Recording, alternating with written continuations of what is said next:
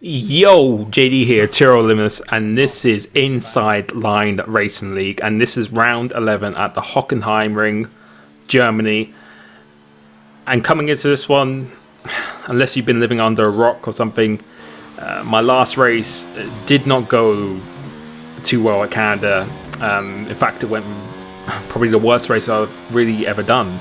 Pretty quick lap. And Clean this up really needed to take a few days off. Just kind of refocus myself, and if it wasn't for the support that you guys give me and a lot of other people give me, I was really feeling ready to stop. But I knew that was probably just a temporary thing, just in the moment. I think everyone has those moments, and today I was feeling really good about this, just really trying to change my mindset of just making sure I get some clean runs in. And if I could just get a clean run in and not do anything stupid or get damage or spin or just make a bad decision, then I'm confident in my ability of, if I'm even running at 90% or something, I can still be in contention for really good results. But on this one here, you can see I was on the hard tyre first. It was very quick on the hard tyre, which felt really good. The setup was feeling pretty nice. But now we're on the soft tyre because it's a one-stop race, or we're on the medium tyre, sorry. It's a one-stop race. In order for really to make that happen, you have to be using this strategy. So it's kind of a one-shot qualifying on this. Some people do 2 laps. Normally I do 1 lap, but this occasion I am actually doing 2 laps. And pushing very hard now. Left a little bit of room on the table in the first sector because it's very easy to cut, and I was just very conscious. I just want to get some good qualifying positions. If I get some good qualifying positions, then I know I can definitely hang in there and mix it in with the big boys. But coming across the line now, we do 11.3. My PB was 11.3. It was the race pace that was looking extremely promising. So I was very happy with that. And after last week, it feels good to be somewhat where I feel I should really be expected to be. So only a tenth or less than 2 tenths away from Veloce Surprise around this track. So I'm really happy with that. And again, just trying to change my mindset coming into this race and just keep it cool and basically just bring it home without any dramas. That was really my mindset going into this. So definitely had a lot more time to prepare for this one. Kind of rescheduled my week of how I do things because I'm very busy quite a lot of the time, but definitely put some time aside for this one. Starting P4 here, so we've got Veloce Surprise, V Sira and Carl Mitchell in front of me. Getting a really good start here. Normally I don't, but I get a very good start. Already on the inside, Carl Mitchell going into turn 1, squeezing him outright. That wasn't my intention. I just didn't want to turn too much because I just didn't want the back end to spin round on me. And we go just concede it into here again. Not really wanting any dramas. Don't need to try and win the race on lap 1, and this is what I needed because I'd normally been qualifying in the mid-pack by just making errors or just invalidating times. When you're at the front, it's a lot easier to get away with dramas because you're not boxed in between castle timers. We've gone around the outside of Carl Mitchell, so that was a really nice move, and now we're into a podium position behind Surprise and Visar, who I think on this game, or on Xbox at least, these are the 2 main guys to beat. These are the 2 fastest people in the world on Xbox, without a doubt, really, I think, at this point in time. So the strategy that Visara really uses, and something I'll be touching on in a future video as well, or a league race I did recently, I know he really likes to try and break the DRS of the guys behind, and I knew now I'm having to be pushing very hard to stay with him. So at this point, trying to expend pretty much all of my ERS as much as possible. Got a little buffer to Snazzy Evening behind me in the other second McLaren, and now this is the time where I really have to stay with him, because on this game, I've been tweeting about it quite a lot recently, it's essential that you stay in the DRS of someone because it is so hard to catch up to someone. If Veloce Surprise gets a DRS train on Visira, both of them are rapid as it is, and I'm not in the DRS. It means they get to save DRS and fuel, or ERS and fuel, whereas I'm having to push my arse off to even close in, and it's literally impossible, and the race is almost over if you can't stay in the DRS. So I knew here, you can see I've already used 50% of my ERS, and I'm just trying everything right now. Using no ERS into here because you don't really benefit from using anything, and then going back into hot lap and rich once again. And at this point I am just barely in the 1 second window, so 9 tenths behind Surprise. And I knew this is it as I got a little bit deep here. The setup, as I said, in practice against the likes of other people, it was working very well, but against these two guys, these guys are just so quick. It's just insanely quick. And coming across here again using hot lap once again. Let's see, he's done a 14.6. We do a 14.7, still just about in that thing as we lose a little bit of the car. Looking back on it here, I can definitely, I know where I'm going wrong in this first sector, and a little tweak to the setup as well, which I'm going to make next time I come here. I think will help me quite a lot. But we are just outside that 1 second window, and you know, I'm on 30% ERS now. Surprise has got the ERS on Siren. You can see as the laps go on, it's just so hard to stay with him. V-Sire is just insane on race pace, and Veloce Surprise has probably got about 100% ERS now, and I'm on, you know, 30 or something like that. So Snazzy Even's got a run of me.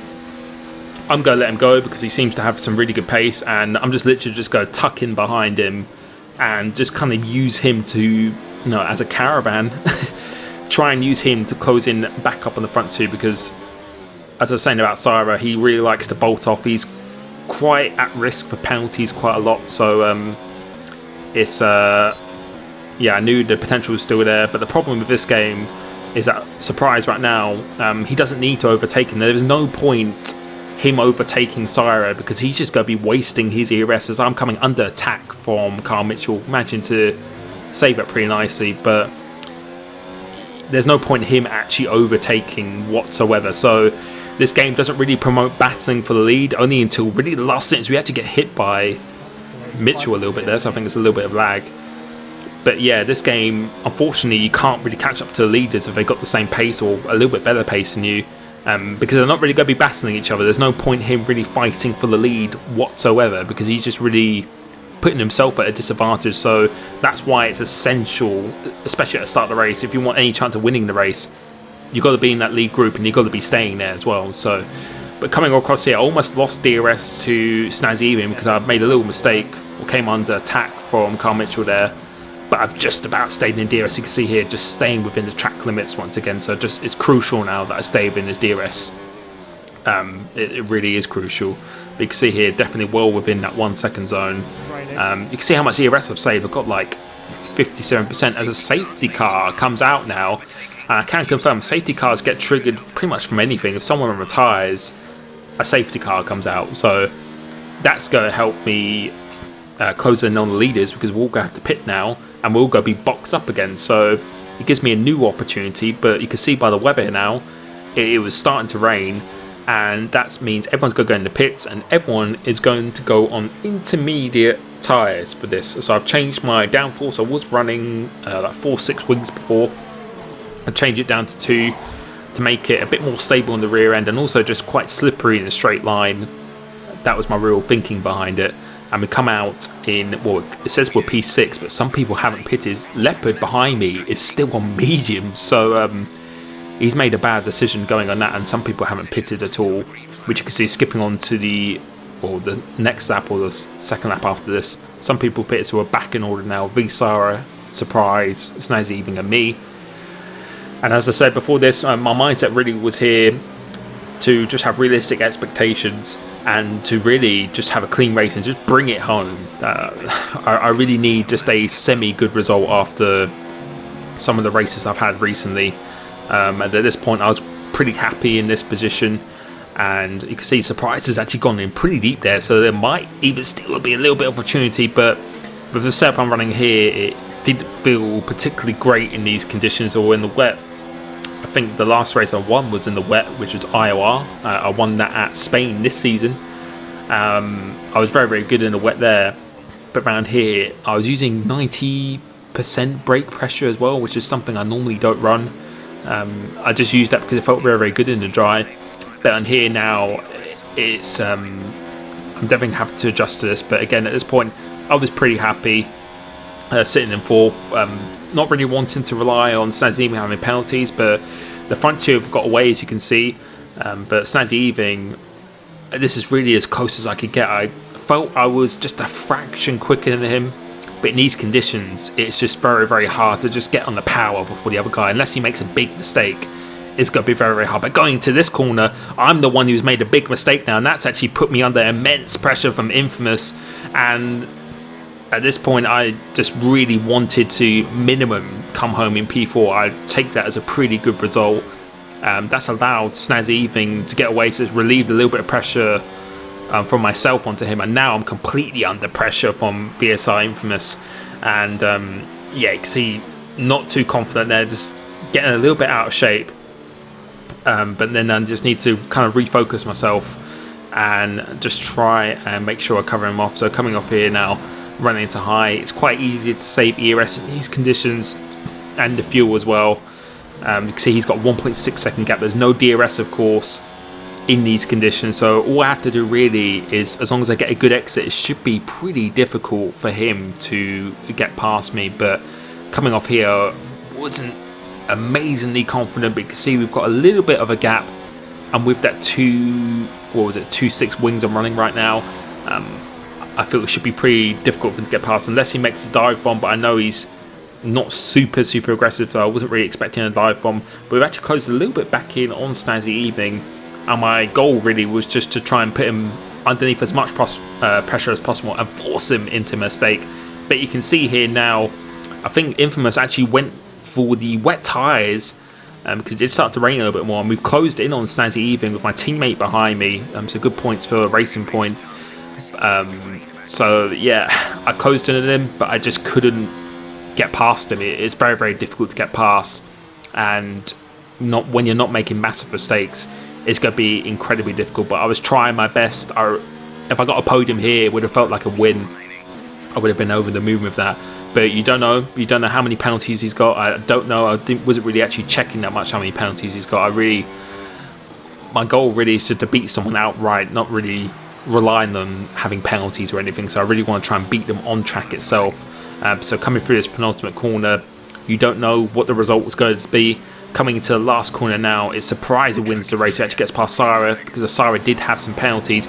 Coming across the line now, let's see where we come. It's P4, and honestly, as I said, I'm really, really happy about it. I just wanted to bring the car home, not take super massive risks or anything at all. And coming on P4, I was really, really satisfied with that. So nothing spectacular happened in that race, but it just feels good to be on some decent pace again, a decent-ish result, and then really just try and build it from there. So again, I just want to thank everyone who's been supporting me, the kind words that people have been giving me. Honestly, it means the world to me. And yeah, hopefully keep enjoying the content. Many more years of league racing to come. So I'm really looking forward to that. Again, thank you so much, and I'll catch you soon. Peace.